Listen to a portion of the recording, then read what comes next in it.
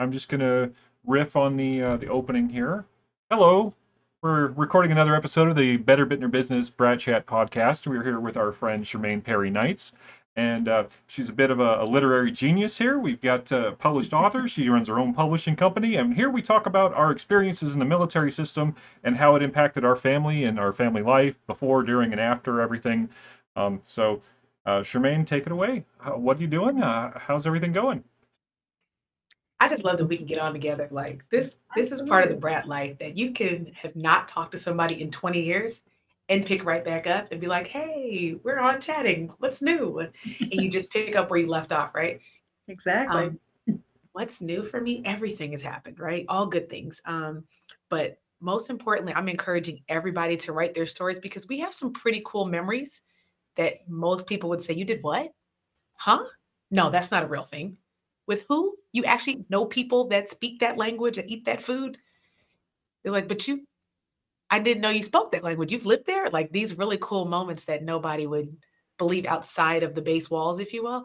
So I always tell everybody, you got to write your story because why not? We have some of the coolest memories out there that is just unheard of. So that's, No. in every pocket, every group I've ever talked to outside the base walls, they're like, you're what? You were born here, but you got your social here, but you graduated high school here, but you're not German. I'm just like, yeah, what part of my life do you want? I have this story. When I was trying to get into Southern New Hampshire University, they were like, "Oh, well, we need your high school transcript." I'm like, "Oh yeah," because I kept like five of them sealed from H. Arnold, right? So I mailed them one, and they're like, "Oh, the address on it says Germany. We'll try to get your transcript from University of Alaska because we don't want to pay a translator." And I'm like, "It's just unseal it. It's in English."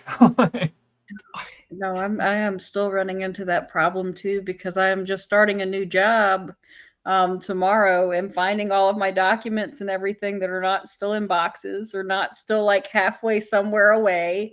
So I'm still trying to unpack and like do all of that stuff, get all of this documentation. And then when I was coming from Germany back to Joint Base Lewis McChord, I was switching from Bank of America. I was switching from the overseas division to the stateside division, and it took them about 6 weeks to pick, or not 6 weeks, 6 months to pick me up for employment because of SOFA agreements. Mm, Because of the way that it was written, I was not rehireable, but it was that I was not rehireable for that base got it. because of, once we were PCSed and gone, work visa and everything else, I'm not a local national. So that was just interesting, just getting back on board there. And so yeah, paperwork and everything else when you move from countries, it just gets crazy and scattered just everywhere. But you said sofa, and the average person is thinking a couch you sit on. Yeah. We hear sofa and we know this is like a big legal agreement between another country and the base, and people are like, a what? It's a what? So I have a lot of funny stories, but high school diploma says Department of Defense Education Activity Schools, Europe. No. And so I was showing my husband, he was like, what is this? Even other people are like, what is this? I'm like, this is my high school diploma. And they're like, what high school is it? I was like, it's Wiesbaden High School. They was like, it doesn't say that. I was like, it does. This is the school system. Ours says the school system. And even when you're going to jobs, to your point, they're like, yeah, we need to see your high school diploma. I was like, these are my transcripts. This is a copy of the diploma. And they're like, this is a real thing. I was like, it's a real thing. Please believe. Like I have degrees. I'm not faking a high school diploma. Like that would be the least of my concern, right? So I Yeah. think there's just more education and awareness needed for the Oh Brat yeah. experience because people go, "What?" Or they think you went to military schools and their mind flashes to the movie Major Pain and they think that's the experience. And I'm like, it was hilarious, but I got that last week and I was like, I'm a fan. The movie hilarious, but that is not at all military kid. That might be the other type of military schools. Man. And we're not all delinquents. Some of us, Right. Oh, I was. Oh maybe my. Doug in episode 2 because I have to poke fun at him just a little bit, but It was a few, but not many. yeah, not many. You know, it's funny. You mentioned the movie Major Pain. I remember, and this is military related because we had just moved to Hawaii, and that movie was out, and we went to the one of the last drive-ins in the universe, I guess, at the time. And where I'm watching Major Pain on this one, but they have another screen, and they're playing Candyman 2: Farewell to the Flesh on the other screen. And I'm like, how old was I? I think I was like 10 when this was happening, and I'm seeing all this stuff. I was like, oh no. It's a dichotomy right there. You're looking at Major Queen and then Candyman. It's completely two different worlds, right? Oh man. But Shermaine, tell us a little bit about what you've been doing and what you've been doing after high school. Where have Um, you been in the world these days? so I landed in Atlanta, and by being here first, I realized there's at least like 40 streets with the name Peachtree. Because I called my brother one day. I was like, hey, I was like, I kind of ran out of little money. I was hanging out on the train. I could do place. I'm on Peachtree. He was like, which Peachtree? I was like, Peachtree. He's like, Peachtree Street. He was like, there's like 40 of them. And there's a Peachtree City. I was like, oh, well, I don't know what to tell you. I'm on the corner of this and this, right? So a small thing like being in the US to me is a lot harder to navigate than being across the world because you're driving on the 6 or you're catching this bus here or you're getting that train to Munich. Like it was to me, it was a lot easier, even though it's a more complicated system. Maybe it's because it's more familiar. But I landed in Atlanta for college. I went to Spelman College all 4 years, stayed, did a number of internships, did my master's, blah, blah, blah.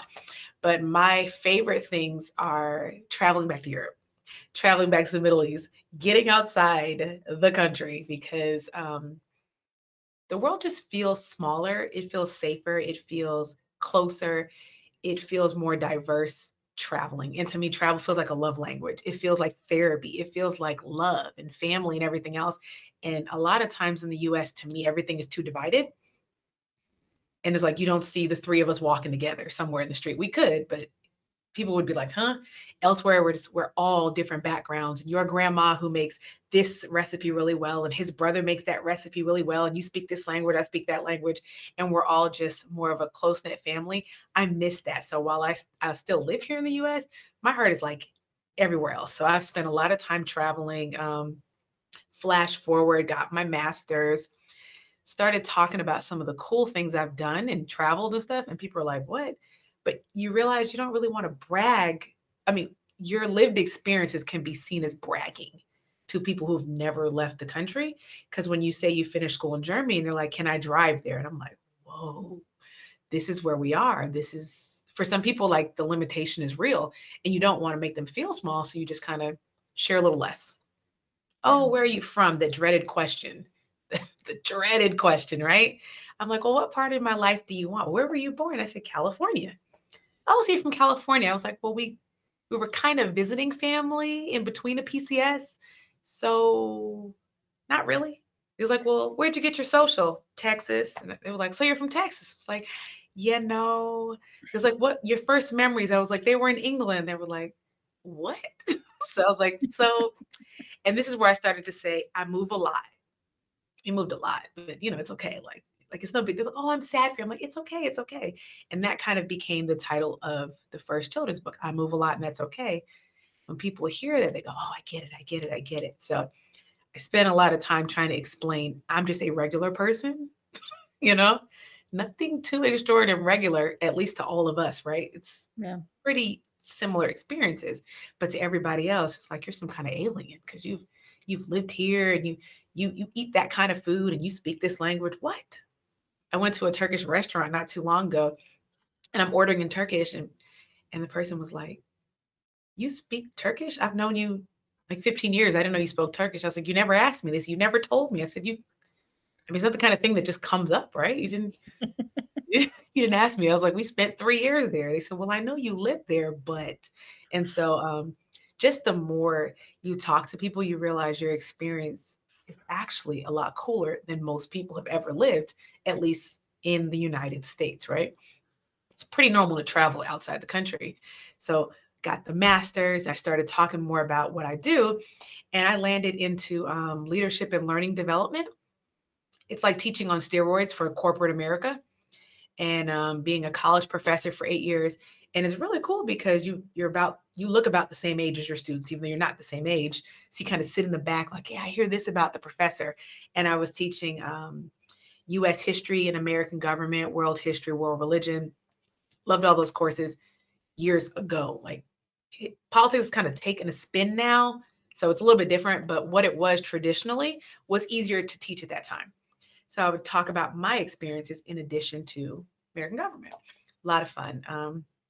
Skip forward a couple years, met my husband, got married, and our baby is now a year and 4 months. So she is a foodie like me. She likes lots of foreign food. She's only got a few teeth. Loves to travel because, I love to travel. So I take her with me whenever we go somewhere. And she has like 6 stamps on her passport already, which is really cool to me because they're free when you travel with them under two. So it's like, why not take her to Portugal and Germany? And then she's been to Italy, um, France, and the Netherlands, and then here in the US, Wow. that 4 or 5. But Oh, just enjoying life and encouraging everybody I meet to write their story. So I decided I was going to not just work in training in corporate America, I would create a publishing agency because I want everybody to start telling who they are. Like your stories about kindness and empathy and friendship and love and things that most people aren't thinking about. Just like, why not write it? Because somebody's going to want to read it. Somebody out there's going to say, this is incredible. I want to know more about this person. And then they start connecting with you. So the coolest stories I've ever had is where a kid recognized me in the airport. And I was like, this is, first of all, I wasn't like dressed all professional. I'm traveling in cut up jeans, a little t-shirt, you're comfortable like you want to be. I was like, oh, hey, to talk to the mom and everything. But somewhere across the world, then the parent said she got this book for him and he felt like somebody got it.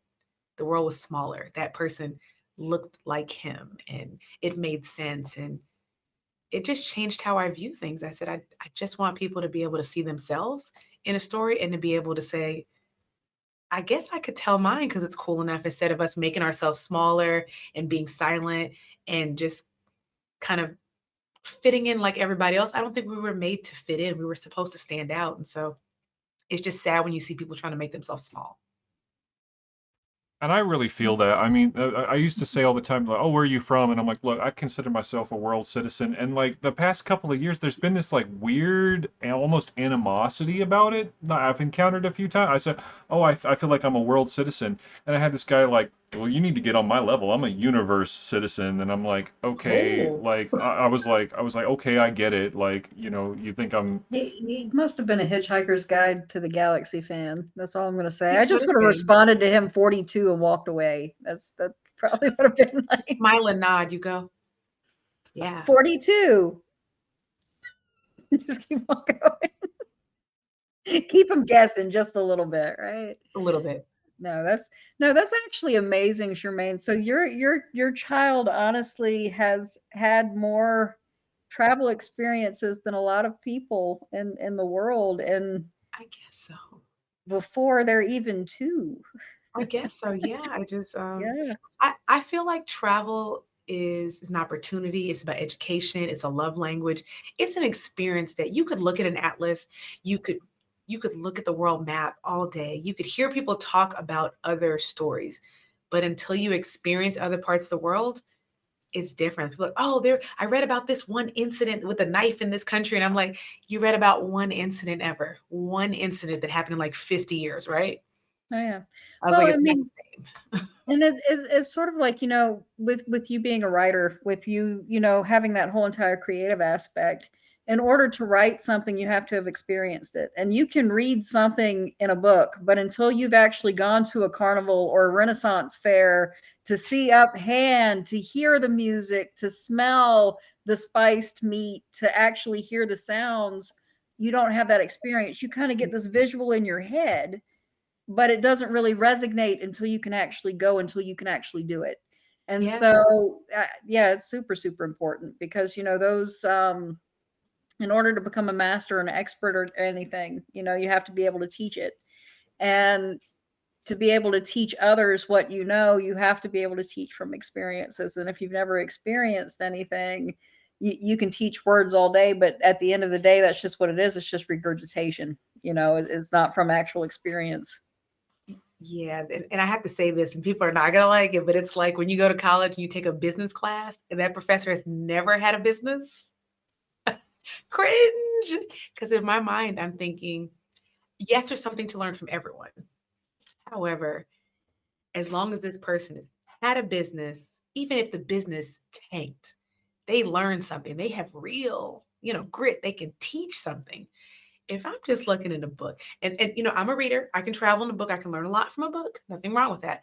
But I feel like there is a part of experience that it's so valuable. So in my first job out of college, there was an older gentleman I worked with. Love Horace to death. Love him. He is so much fun. He was much older than I was, right? Like probably our parents' age at the time, but he was the coolest person to work with. He told me, whatever you do, if you want to be good at it and seen as an expert, you need to teach, lead, consult, and publish in it.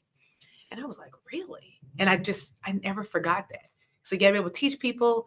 You need to be able to lead a project on it, consult with other organizations about that thing, and then publish, even if it's articles, something that because it's going to live on beyond you, marking you as an expert. Now it just stuck with me because you want to be able to leave your knowledge out there somewhere. It's awesome that you mentioned that because I actually my whole thing is my work ethic. I've always thought, oh, my work ethic's going to just carry me, right? But National Novel Writing Month, okay, I sat down, I wrote 85,000 words in a month, okay? But here's the thing though, like it was articulate, but it just kind of like lurched from thing to thing, and there wasn't any soul to it because I was doing the work, but I didn't have the experience and the expertise of doing that. And one of the best pieces of advice I got on writing was from Mr. Farrell, Farrell, if you remember him, the history teacher. He told Mm-hmm. me because I told him back in the day, I was like, I want to write a book because I'm still working on the same idea, like a quarter century later. But he said, if you're going to write a book, you need to start reading now. He's like, you've had life experiences, you traveled around the world with the military, but you need to actually and that's the thing is I still haven't read enough. And what I'm working on, I've only got like seriously about a good 5 pages so far that I'm happy with. And it's one of those things like a National Novel Writing Month is good practice to get that work ethic, to get that discipline, but Yeah. it's not something that you just sit down and do in a month. I think you could do it though. So hear me out. Like you said, it has no soul. It's jumping topics. What if those were all, that was like spaghetti on a wall? You had to get it all out at first, right? But it's different concepts. I don't think you have one book. I think you have multiple books. And so the ones where you see the synergy, that goes together. Then there's a break and those go together. And there's a break and that goes together. And perhaps you separate it that way. And then you have like a developmental editor. You can find somebody in Fiverr very inexpensively to read through it and see what chapters work best with the other. And then they can kind of pull them closer together. And then you can go back and look and say, you actually have probably like 6 books in there instead of one. A lot of people are writing more books now that are under a 30-minute read because most people's attention span is very short and they want to be entertained and feel good that they finish something in a short period of time. That's an interesting concept, actually. Like serialization of something would actually actually be Mhm. a lot more fun for me because I'm very scatterbrained. I used to I don't I'm very much in the whole NaNoWriMo like sphere when it comes to the jargon. Like I'm what they call a pantser. I fly by the seat of my pants. When I'm writing, I don't really have like an outline or anything. Well, I used to be that way. Now there's a program. I forgot what it's called. Anyway, I've been using that to outline everything. You can create character profiles and organizations and like political parties and religious parties and all, like you can build all of this stuff in there. And then when you're writing, if you get too off track, you can say like, okay, what did I decide about this character? What do I know about this character? What have I established for myself? You can kind of go back and re-reference all of that stuff, and it's helped me a lot to just be more organized. And that's something um, that I kind of attribute to just cognitive behavioral therapy over the years, just kind of like thinking about how I'm thinking, and because that's something I really never grasped. Like we had a lot of good teachers at General H. Arnold, and they were trying to tell me this stuff, but me being a teen at the time in the headspace that I was in, and it was just didn't really stick. But But that's good though. At least you recognize it. You're working on it. I have to be honest, I write on sticky notes. Oh yeah. It's a wall of sticky notes, which I makes sense to nobody at first, right? And then I pull them and I put them in the right order. and then I like to write it out by hand on my notebook, which I know is a very long process at this point, and then I type it after it's all done, which is 3 different extensive. Again, it does not make sense to anybody but me, but it works. I mean, hey, don't knock it. I mean, Shigeru Miyamoto, the guy that created Star Fox on Nintendo, like Mhm. he basically did all of his design, well, not design, where all of his basic concept work on a napkin at a restaurant in Tokyo. See, Yeah. sounds like a genius to me. I just hate that I waste a lot of sticky notes, but it does work, right? And I use it and I segment the ideas first because I started writing one book and then I realized there's like 15 concepts in here. These are short stories. And I was okay, this one concept here, that's good. And then there's case of the missing ID because everybody's lost their ID at some point, at least one time, no matter who you are, no matter if you're telling the truth or not. And I was like, that's a separate story. Oh, wait, this one over here. I was like, these are all different stories. Which one do I feel most passionate about right now? Write that one. Come back to these other ones. And maybe that's what you do with your writing. You look at it again. You ask that software, which one do I love the most? Which one is the most emotional? And then work on that. And then say, I'll come back to the others. And some of these concepts I've come back to like 5 years later. They're written fully. I just didn't feel like that was the most important time to bring it out. Yeah, no, absolutely. Absolutely. Mm. I don't know. I'm more of a Hemingway. I'm just going to write stuff and it's going to be what it's going to be. Mine too. And it's all handwritten. It's all on notebook papers. Like I have binders. I have like 3 or 4 binders that's just filled with stuff. And I know that it's great stuff. It's poetry, it's prose, it's limerick, it's fiction, it's nonfiction. It's a little bit of everything, but Yeah. that's me. I'm not ready yet. When I'm ready, I'll put It's it out there. okay. It's okay. You can do it any way you like. I In know. my mind, every time I write something, you guys will probably laugh at this. And shout out to Miss Kluver if she's watching. I love Um, Miss Kluver. I always think of Miss Kluver, and I'm just like, oh my God, is this good enough? Because if you took honors English, you know, she's Oh yeah. an excellent teacher. She was Oh very yeah. hard on us, and it did make my writing better. But Lord knows, I was just like, oh my God, is this good enough? So every time I write something, I think in my mind, is this good enough, or is she gonna call this fluff?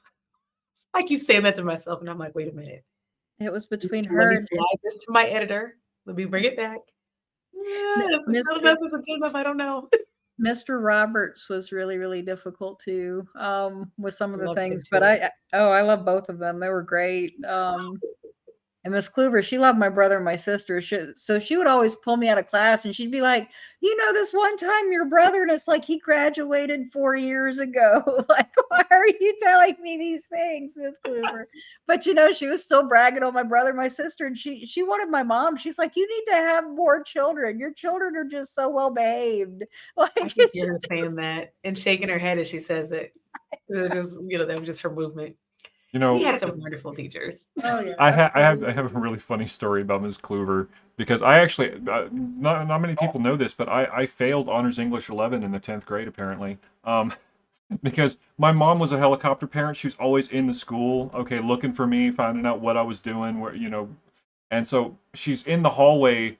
I'm looking for my son Jesse. Okay, and Miss Kluver hears that, and there's a kid Jesse in her honors 11 class. I'm in 10th grade at the time, and Miss Kluver's like, "Oh, he's failing my class. You need to come with me." And she like shows my mom all of these papers that this kid had barely wrote a paragraph and just turned it in. And my mom comes and finds me over at Miss Stockton's class and like grabs me by the collar. She's like, "You're coming with me. You're failing English." And I'm like, I know I got a D on that last paper for Miss Stockton, but I don't think I'm doing that bad. I don't think I'm And failing. she's like pulling me toward the other building, and I'm like, "Where are you going?" And she's like, "I'm taking you to your English teacher right now, and we're gonna have a serious talk." And I'm like, "My English teacher was where you just grabbed me from." And she's like, "What?" And we go and meet Miss Kluver. This is the first time I met Miss Kluver, and she's like, "Yeah, that's not the Jesse that's failing my class." And my mom's like, "Oh my God, I am so sorry, Jesse." Shout out to your mom. She's just like, we're gonna handle it right now. Yeah. I know the other Jesse. Oh yeah, I think he was actually was didn't he have dual citizenship or something like that? Like he was I Um, know he spoke fluent German. Like there's a few Jessies. Let me say that. So it may not be Oh the yeah. one There's I'm the one I'm thinking of doesn't have dual citizenship.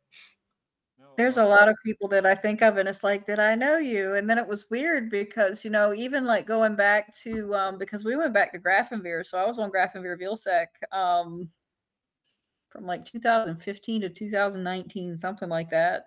Anyways, but then you were passing people, and it's like, "I really think I went to high school with that person, but I don't know," and you, like, wanna say something like, "I think you were in my freshman English class," but yet you're like, that could just be a doppelganger, like, It could so be. you're just like, I'm just weird where I'm gonna ask. Like I was in Piedmont Park. No, it was Centennial Park here in Atlanta. This was a while ago.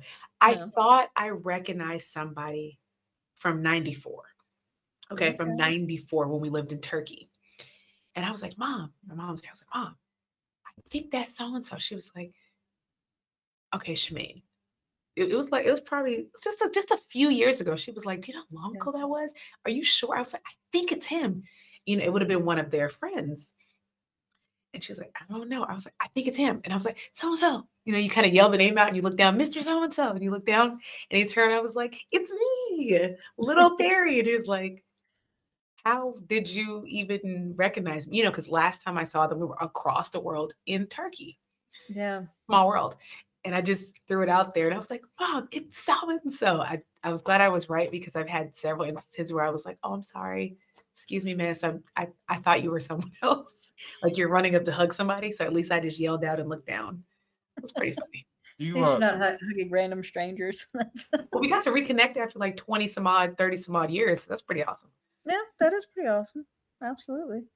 do you What remember were you Brandon saying, Jesse? Stevens? I do. Yeah, the funny story about me and Brandon actually. When we were He's in coming on the Mr. show at Tread, some huh? point. What's that? I said, I think he's coming on the show at some point. I want him to. He wants to do like a sports theme podcast, and I totally want to support him in that. I actually would love to have him have a segment about DoD sports teams. That would be amazing. I think that'd be cool to like do. Yeah.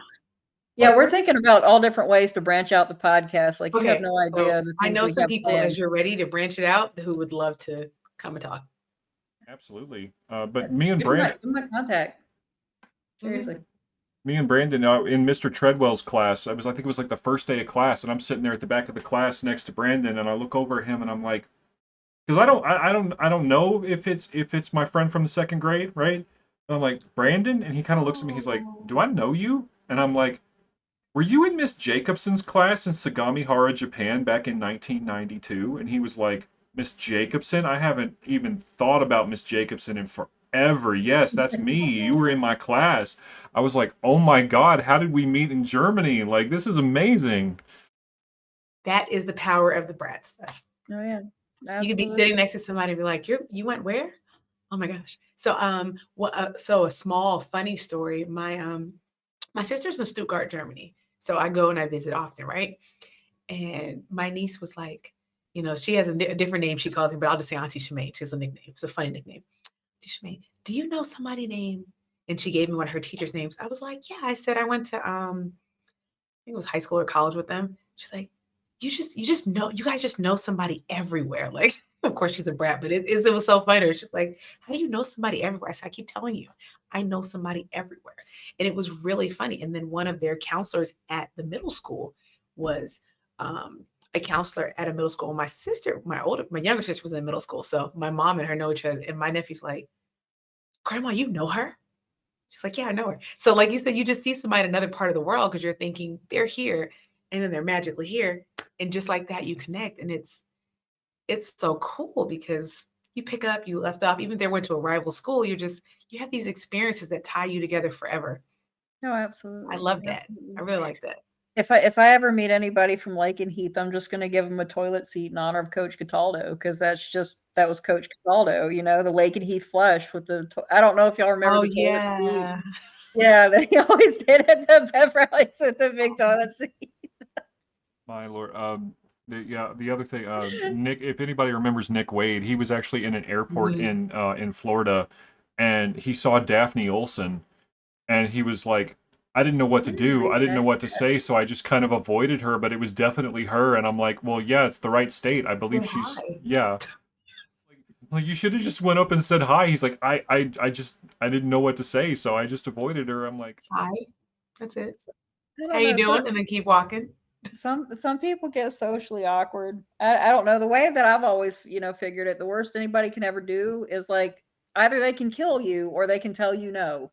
Like those are the two worst things that anybody could ever do, Yeah, I and guess no's so. not so bad. So, I there's one of the so I like how we have like a rise of different Brat Facebook groups. I really enjoy them. There's one yeah. called Brats Our Journey Home. Hmm. Yeah, you got to join it if you're not in it. I love it because somebody will post, and I just happen to see it on my phone over here, and it's like, hey, this might be a really long shot, but I'm trying to find my friend so and so from this place in the year 1966. True story. And it's like, here's a picture. I remember he went to Würzburg, and then there's people in the comments like, that's so and so. He looks like this person. And they're tagging the people and bringing them together, and you're just like, Yeah. oh my gosh. And it's just the power of it. And then people tell these cool stories. And yeah, I love it. Like they're literally tagging the person, like, hey, is this you? Is this person? Oh, that's so and so's this person. And I love it because they're just bringing people together randomly. Somebody posted a photo in one of those groups of my one of my fourth grade classes. Yeah, no, fourth grade was one school, third grade was two schools, but fourth grade was one school, and they posted this photo, and I was just like, somebody tagged me in this. I was like, what picture is this? That's me sitting in the chair, like, oh my God, that's Miss Holland's fourth grade class. And they start tagging people, and I'm like, I haven't seen Courtney in years, and I haven't seen Sarah in years. Oh my God, that was my friend, and that was stateside before we moved to Italy.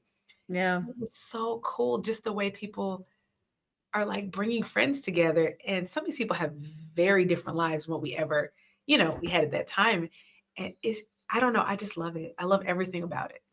Oh, absolutely. There's actually another Facebook page too, and it's called it's part of like the Brat chains that you were talking about because I've been watching those too. And I'm actually a member of the page that you mentioned, but there's one. It's called Military Brats Help Me Find My Childhood Friend, I and know that one. yep, you look for it. It's called Help Me Find My Childhood Friend. You give the administrators the name, whoever you're looking for, kind of what school they went to, they'll find them for you. Like I gave them a couple of people.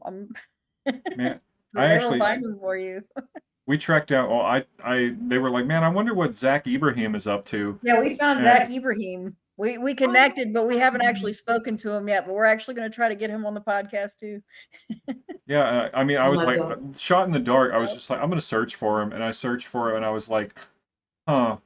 I remember he had facial hair really young, but I don't remember it being gray. But I think that's probably him. That's such an odd thing to remember, but it would stand out if somebody had facial hair when they were really young. Oh, I remember No, I I was mean, when totally we were jealous like of that. I was like, 14, man, I want to 15 be. years old, we're going to remember all the guys who had like a full beard, 14, 15 That's years true. old. You would remember that. You Because would that's remember like that. that's the peach fuzz era where everybody, is walking around and they're all just kind of strutting around like a rooster, Yeah. That's that age. Hmm. Yeah, I miss back in like if there was one thing I could do is go back in time and just tell young Jesse like not everybody doesn't hate you. You don't need to act that way. Oh, it That was was so my much we tell our younger selves, right? I'd tell myself to invest in Microsoft, make sure you meet Jeff Bezos at a certain time. Okay, all the things that's gonna make me super rich. so I don't know if you guys remembered the year that I ran around telling you guys that Bitcoin was stupid. A part of me still feels like Bitcoin is stupid. However, people with Bitcoin have actually made a lot of money, so it might not be as stupid as I originally thought. So I wish I would have invested in that. Like should have, could have, would have. Right? I, I got a little bit of it. I didn't get a lot, but I was just like, let me try this thing out. Because I'm like, you know what? Everything people say is not good might actually be good. And the Yeah. things people say are good might not be good. So I was like, let me throw a few dollars in there. That's like when they had the cannabis stocks. Yeah. I don't partake, I don't care. But I was like, yeah, let me get a few of those little stocks over there. Let me put a few dollars in that and see what happens. Yeah. So yeah, I I mean, remember that's what Mr. Gote taught us. I don't know if you had Mr. Gote. That was like I don't seventh think grade. so. Oh no, I Yeah, was that there was in that was seventh middle grade. school. Yeah, I was there for a long time, Charmaine. I think I was there for like It's hot 6 potatoed years. everywhere. Yeah. yeah that was us. I was born in Texas, and then when I was 7, we moved to Sagamihara in But Japan. And then from there we went to Hawaii. Then from Hawaii back to Texas, then to Germany. Then I went to school. I went to a college in Alaska, and uh, The one thing that I do want to actually talk about, so the DoDEA teachers, okay, some of our teachers, specifically, some of them would come in and they would only stay for like a couple of years, or they would be there like a year or semester, and then they would just suddenly like disappear. And I don't know if you remember Mr. Treadway. Do you remember Mr. Treadway? He taught like Algebra 2 Trig like for 2 years. No. And he used to work for Enron. Okay. And I always Interesting. found that weird because he was teaching us like before like the stock exchange, like before the bar or the marks went to euro, because we were over there when that happened. He was Mm-hmm. showing us how we could actually use the exchange rate to take like German marks, how we could actually convert it to the British pound, to convert it back to like the Italian lira, to convert it into like a ruble, back into the pound, back to the US dollar, to get like $10,000 like in gains. And he was teaching us like the percentages and stuff to do that in class, but he was using the algebra 2 trig formulas to do it. But it was just funny the way he was like Oh, showing us to move wow. money like that. It's like, and then I found out he worked for Enron later on, and I'm like, This makes sense. huh, like it's kind of I wish I had him because I might have actually listened to that as a kid. oh man, no, he was. he was brilliant. He I was would have absolutely listened to brilliant. that. I would have. Yeah. You Because know, I'm just like, oh, some people say, oh, they can't do this or they will. My mindset is like, yeah, why not? Like, I'm like, I'll try it. I remember being in his algebra 2 class. Like he had a way of just like if you didn't understand something, he had a way of explaining it to you in a way that you could. He would find a way to connect with the kids, and that's always the mark of a really good Oh teacher for yeah. me. And with Absolutely. him, like he taught me to understand the algebraic process, right? In that at one point, because there was a bonus question, and I was like, I really want to get over 100% on this test because I've never done that on a math test. And so I'm trying to do this bonus question, and they're always like, "Oh, find the x-intercept." Well, this one's like, "What's the y-intercept?" And I went to him and I was like, "I really want to get this, and I don't understand it. How do I find that? You haven't taught us how to find the y-intercept." He says, "No, I have." And I was like, "Well, how?" And he's like, "You know how.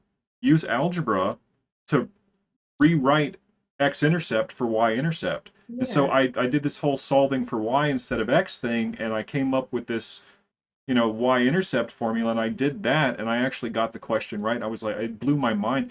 And then from there, I was in Mr. Richards' chemistry class, and he has this like little evaluation test that he gives everybody before he even lets you really continue with his chemistry class. And he's like, yeah, here's some problems, solve for this variable, solve for that variable. And people were like, I'm not getting a single number. And I'm like, you're not supposed to. You just have to have, if he says solve for y equals the rest of the gobbledygook. Like you isolate y by doing algebra. That's he wants to know if you Hmm. understand how to do algebra. And they were like, "Oh, okay, I understand that now." And anyway, I'm nerding out. Once an episode, I mentioned the fact that It's I am fine. probably on the autism spectrum. And it's a big And I shock, I laugh know. when you say it. He does. He says it every time on the once per episode. I'm on the autism spectrum. I said, Jesse, you don't have to tell people You can anymore. tell people that, but It's okay. We you know. are you are allowed to go deep into a memory as far as it will take you. Exactly. As This is far an as it open will See, take space you. for that. I don't remember specifically any of our conversations back in the day, Charmaine, but like I remember every time I talked to you, I could just info dump and rattle off on all this stuff, and you would fire right back, and we would just, I That think sounds we like only me. We we just only had a good really we time. only really talked like two or three times, like really, really, but man, it just and every time I reconnect with somebody, I'm like, oh, I took it all for granted. Like not even just talking to the other people there. Like we would go on these trips, and I've got like my Game Boy Advance, and there's the Thinker like right there in front of me, and I'm like, like playing Yoshi or whatever, and I'm like, I think back on it, I'm like, I was right in front of Rodin's The Thinker. Like that's crazy. Like Yeah. I go back in my mind, I replay some of my favorite memories, especially when I have sad moments of where I was, the smells in the air, the food I was eating, the people I were talking to. I was talking to at the time, and I say, you know what? It's okay. And you just talk to yourself, I'm okay, I'm okay, I'm okay. However it is you calm yourself down when you're upset. Oh And yeah. I go back to those memories and those conversations and the moments and the people that you love that have passed on and all this kind of stuff. And I relive it. I totally get it. And I'll think, wow, I actually shared space with that person, and they're off doing these amazing things. So it's Like cool. Mr. Dudley, Miss Stockton used to bring Dudley around once a I year, remember and Oh, that. I like love Mr. Dudley. he was just awesome. Like he would talk about I World don't War know if you II. remember Mr. Dudley. I do. Oh yeah, just great humanitarian, great human perspective on everything. Like you think of World War II and you think of like Medal of Honor and Call of Duty, whatever, and it's he made you stop and think. He's like, I saw a German soldier crawling toward our bunker with a grenade, and I knew I had to kill that man. And he's like talking about everything that he was going through in his head when he had to do this, and it really, like as a young kid, it's like I understand the gravity of all this, and it's just we're very fortunate to be in that environment. Oh yeah, Mr. absolutely. Nozzle was one of my favorites. Oh, Mr. Remember the Larry teacher? Nozzle. Love Mr. Nozzle. Mr. Nozzle was He's great. gonna give you a good story every time, tell you about some lady in a red dress. And then and then you had to learn how to change all the fluids and a tire. Boy or girl, he did not care. You were gonna learn. He was like, you're gonna learn this before you pass this class. And I appreciate it because while I don't do these things now, it is good to know because once upon a time I have changed tires, I have changed my fluids and stuff, and I always credit back to Mr. Nozzle. So Yep. I I co-owned and operated a mechanic shop, but I have to credit that one back to my brother. So, so give credit where it's due. yeah. But my brother had to learn it from somewhere, so I'm sure he picked up some of it from Mr. Nozzle, at least a little bit of it. Oh, probably, definitely. Yep. And that's one thing I'm learning. As we go through life, like I'm not going to say because I will never say a woman's age on any kind of public forum. But Don't say that because you already lied. You did this like 3 episodes I ago when you did, called out my age I to did, and that's everybody. that's why that's Aren't why we I'm Yeah. saying, all the same age? yeah, we are. I was born in '85, so So 86. So look, I I'll was just an tell you 80. this. We are all old. Listen in, guys. We are There all you old go. to the kids born in 2000 and later. If you have never yeah. gone and spoken to a kindergarten class, it will humble you. Okay. I made the mistake of asking kindergarten what age they thought I was.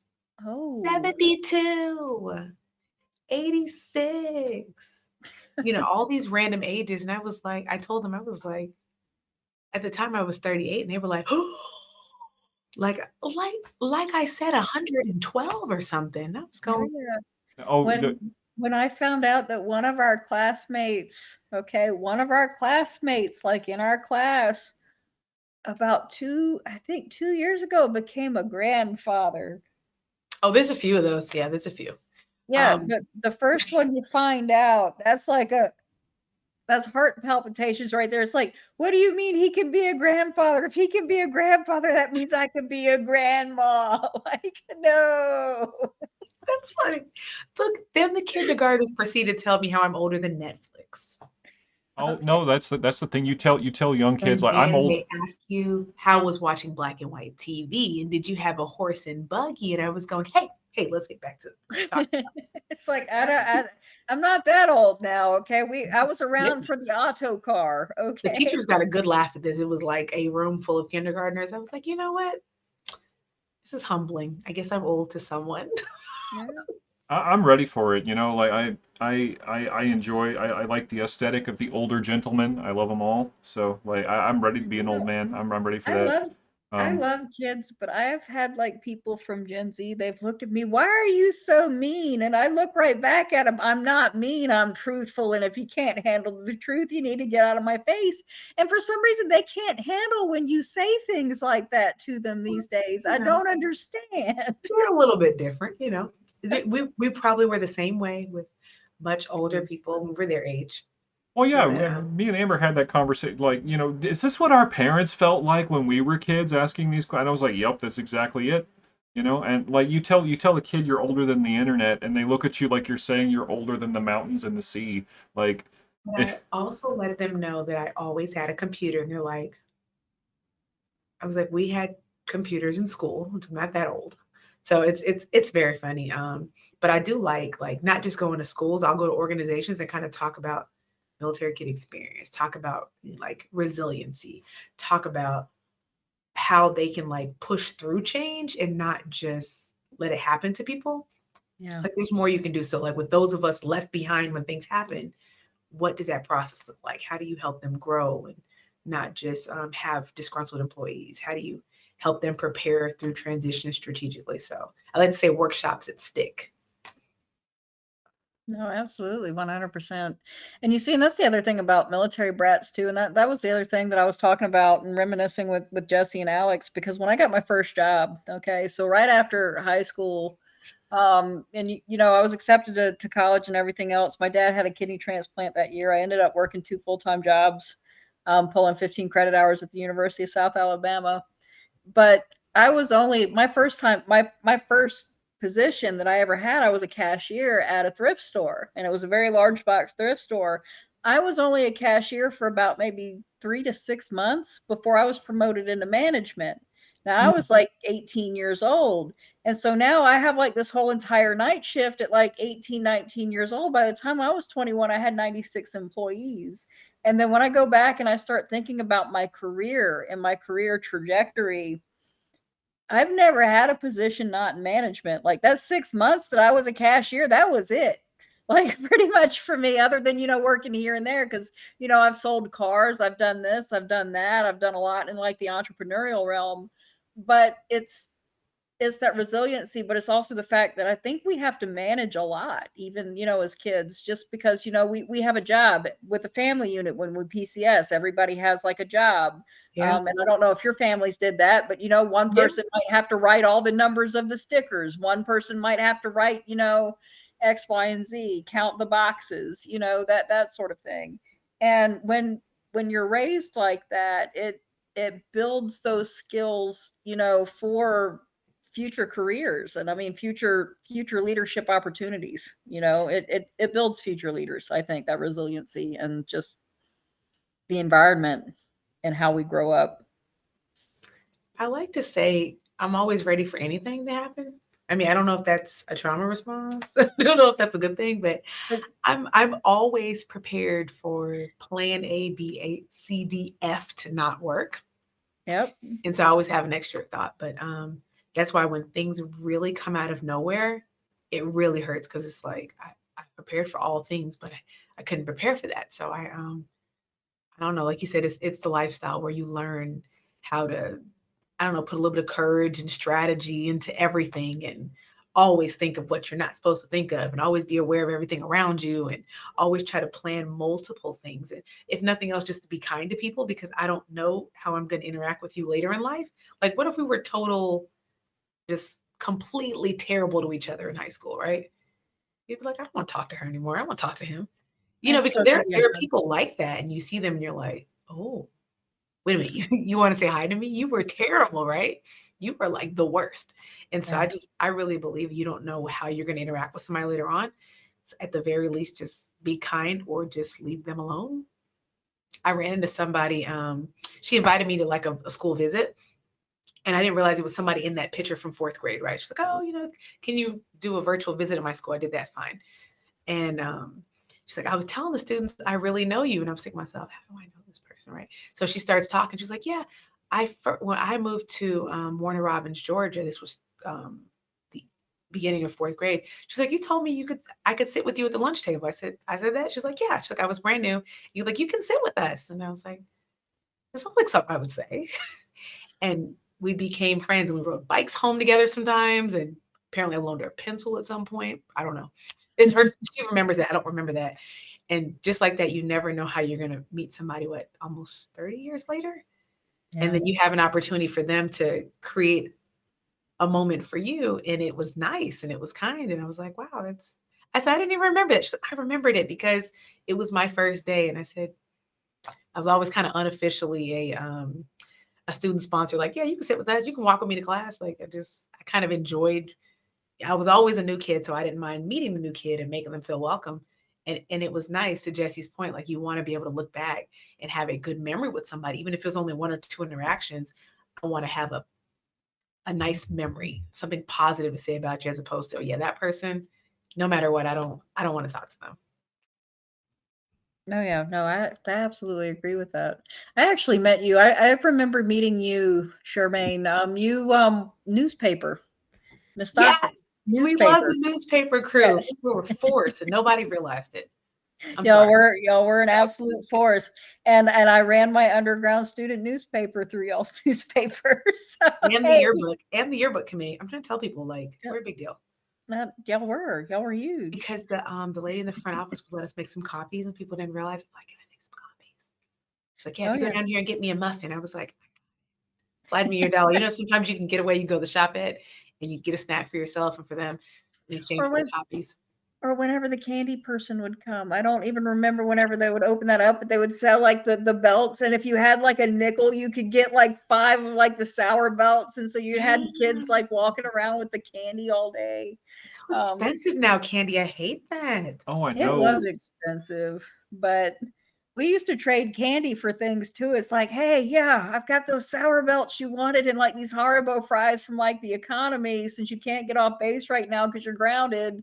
Um, Good point. yeah, I'll go ahead and like, do you have that paper assignment or whatever? Like I needed the, like we're Smurfs. I've got the Smurf gummies. exactly. And I speaking of don't like, understand. oh, I They have don't the taste the assignments. There same was, in the United States. It makes me sad. oh man, you know, I'm in, Doesn't it? I'm, No. I'm in Canada I'm so now. glad you said it. It makes me feel good. They don't taste they're not the same. They say made in America on it. They don't say made in Turkey or Germany. That's why. Yes. Because they're able to Yeah. put all the crap in it here. You're tasting chemicals here. That's why. Well, it's not the it's like they're a different consistency too. They're like Everything, jelly. It's like, no, these are everything, supposed to be hard and I'm supposed to be able to go and like, everything is welcome to chemicals on a platter. well, Yeah, I'm in Canada now, and I'm here with my partner. I moved here in March, and the first thing, well, I visited back in 2021, but or was it 22? It doesn't matter. Either way, I got here, and when I got to Calgary, I looked out the airport, and I was like, "This doesn't look like America." And I had this moment where I was like, "Oh." Like It's a breath of fresh air. yeah, and I mean, not that I love my country, okay? I love what we stand for. I love the Declaration of Independence, the Constitution. I think it's foundational to Western society, but like there's just something to being able to step outside, like Cat Mason said, step outside of your own zip code once in a while. And you know, when I came back to stay for good this year, I was at the Calgary airport again, and I was I was like, man, it was breakfast time, and I was like, I'm gonna go to the A&W and just get a hash brown. And I got the hash brown, and I bit into it, and I was like, it tastes like potato, not salt and Real grease. potato. Real potato. yeah. Yeah. So But I do think we are approaching an hour. So, Charmaine, do you have any advice or anything that you want to tell maybe military kids who are going through a hard time or anybody listening out there? What do you want to leave our viewers with today? so every time I talk to a younger group or the next generation of brats, I tell them how many schools I went to in all these countries. They're like, oh, it's 13 schools in 5 different countries, right? And they go, I was like, so understand that you are not the only person going through that, right? It feels like that, but we all went through it, right? And if you talk to other people around you, you're going to see they live that same experience. You're going to be fine. I was like, being a brat's like a superpower. I was like, you speak languages that nobody else speaks, whether it's broken Turkish or German, whatever, you can get around. You have this really great sense of how to run from danger and how to get help when needed. You're able to navigate places that people can't even spell most times. And you have some really cool terminology and like entire experiences that are out of body for other people. So I always let them know that what you see as like a terrible thing is actually really, really cool. And someday you're going to love it because there's like brat groups of us in our 30s and some of them in their 70s and 80s. And these people still hang out hard. There is a group from Wiesbaden that hangs out hard once a year, like from 20 something to like 80 something. They get together once a year and they have a good time. So you will find your people, right? And I say your people, I mean brats, people of all backgrounds just like you, And it's a breath of fresh air, like traveling where you go, oh, they get it. I don't even have to explain to Jesse. He gets it when I'm talking about, you know, I want to eat this particular food. You get it when I'm talking about the candy or the lifestyle of being elsewhere. So I always tell them just continue to go through it, but understand there's a lot more support now for you guys than there ever was for us. So you start off with your cup half full.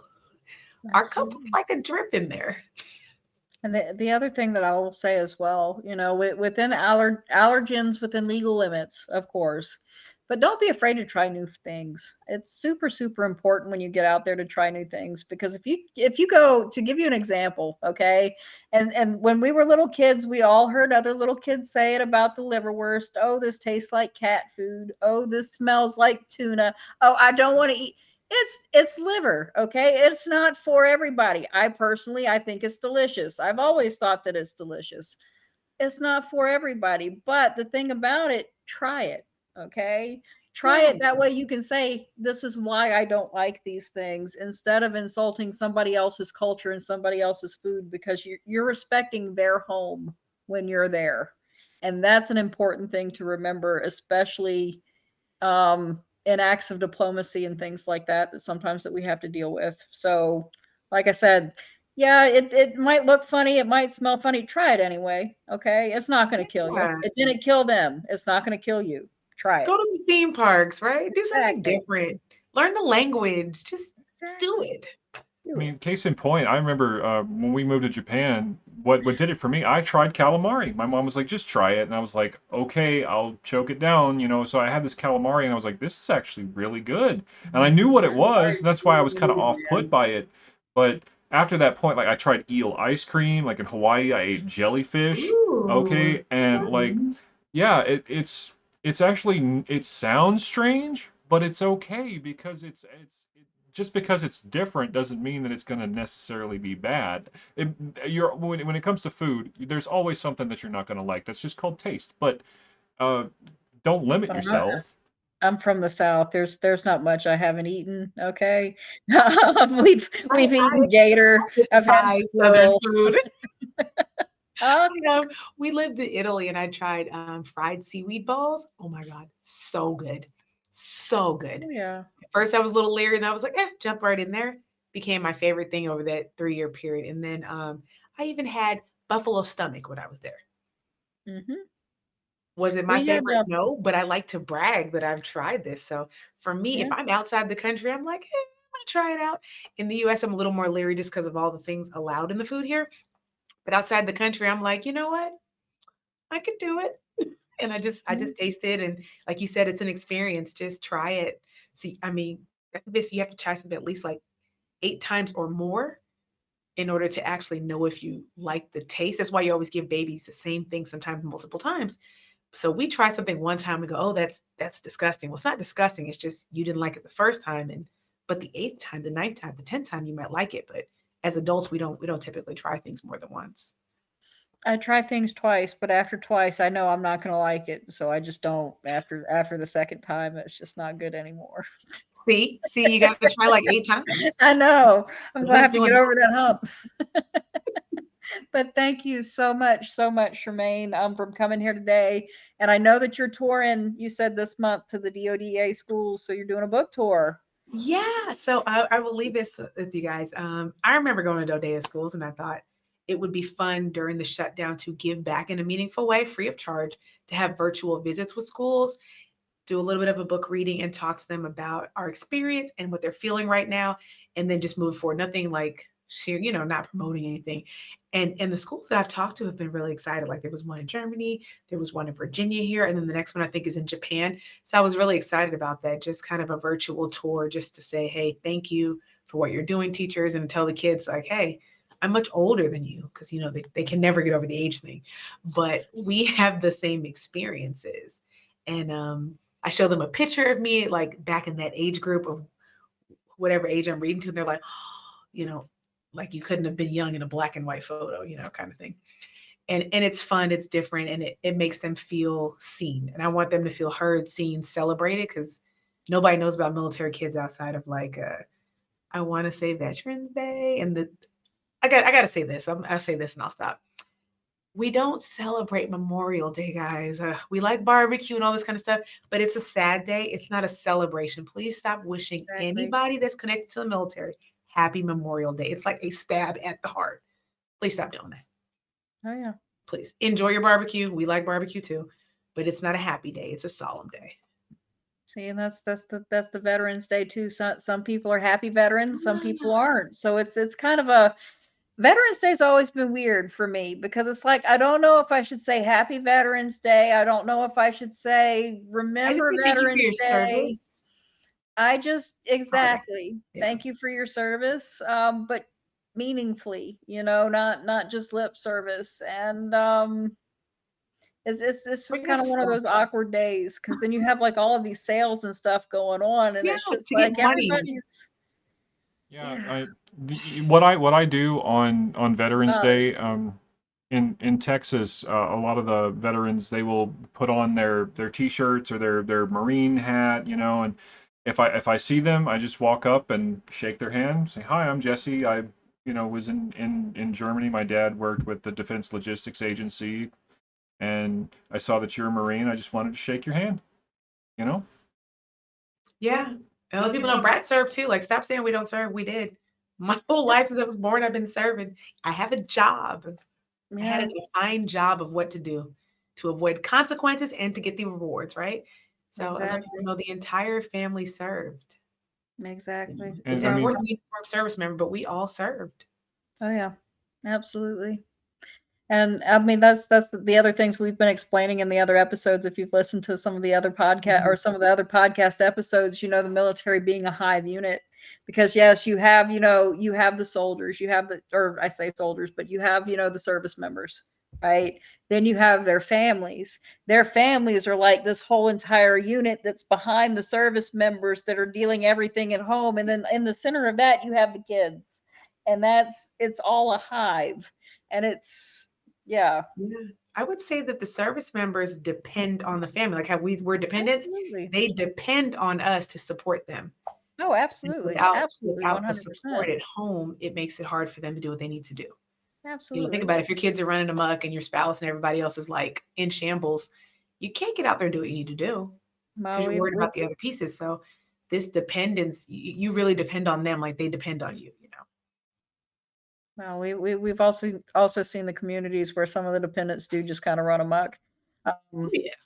Three strikes and yeah, you come back to the state. those are everywhere, unfortunately, and it's like, come get your goblins." Like, Oh no, they're like, I don't You're believe going it." back to the States. You got three strikes. It's like Or if the first one is bad enough, you're going back. We're taking your ID card. yeah, that's how we were raised. I don't know. They get away with some stuff these days. I tell you what, when I went back up there and I was watching kids do certain things, and I'm like, was he really just trying to hit that glass with the stick? And I'm thinking, like, German poets, like, they're gonna, like, Yeah, no. I don't want to be his daddy. Like, I don't know they who that kid was, but, you see him do stuff. they rounded me up for not having my Ausweis when I was out late at night, and they took me to the MP station. My mom was mad. Like it was bad. But thank you so much, Shermaine, for coming on here today. Like I said, you were welcome to come back anytime. Yeah. Because we're going to be breaking off into different segments and doing different things. So, like I said, come back and definitely stay tuned and see what we're doing because trying to create something beautiful. So hopefully, I can do that. It's gonna be beautiful. It I is. think And like you so. said, creating the different pockets. Yeah, I can't wait to see that. I think at some point we should do like a writer's workshop or something on here. It could be fun. Oh yeah, absolutely, Where they can absolutely. just like they could do like a brainstorming kind of thing and then just start it. And then what they do from there, they do. But it's like, just get it out. You know what we We could have a do? Discord now. We do have a Discord now, so it's up and coming. Oh, We're you have Discord. Okay, cool. yeah. Yeah, I was going to say if you want to do a writers workshop, that's something. Right now we're trying to I'm build the. looking into school too, Yeah. the school accounts. Well, we have a Twitch account, and we could do like live writers workshops on Twitch as part We as could. as a thing we could do. Um, Okay. so I'll keep talking to you about that. I've got a lot of stuff. I'm building websites for people, like Michael Floyd, um, and I'm doing graphic design work for Brat Chat and Better Business. I produce the whole thing, so I'm wearing a lot of hats at the moment. But there's so much that I want to do with you guys because I love reconnecting with everybody. Like me and Alex Bagwell are working on a cookbook. We want to make like a dish for every place where the U.S. is deployed that has accompanied tours. So like the state dishes for all these Oh, different places. that's cool. And Mhm. yeah, so Yeah. that's what I'm working on right now. But I would love to dig deeper. Like I had this dream, and I swear I'm gonna shut up after this. I'm sorry, y'all. Just No, just don't give away all of our secrets, no, no, no. We're not Jesse. gonna get what Your like your well your boss your boss is Give gonna them hit you with all something away. friendly no. from Georgia. Um, no, Throw my shoe from Canada.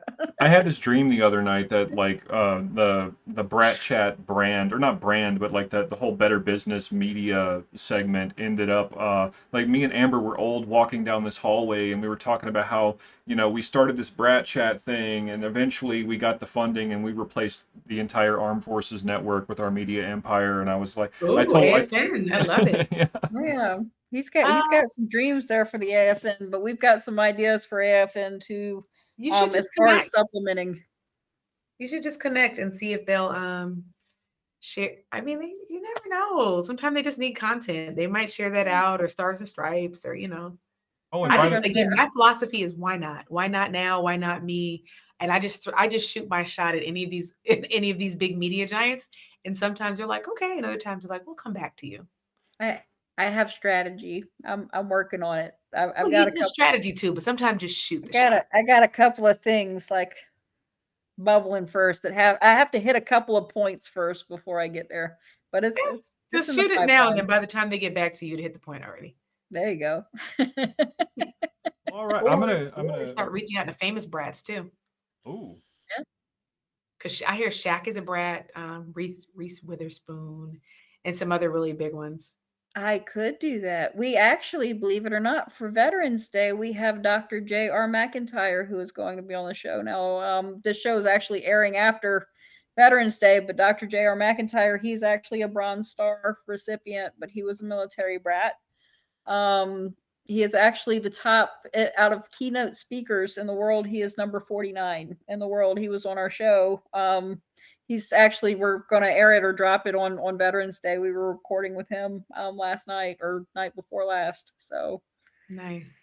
yeah, we've got some people coming. I'm He's excited got for you.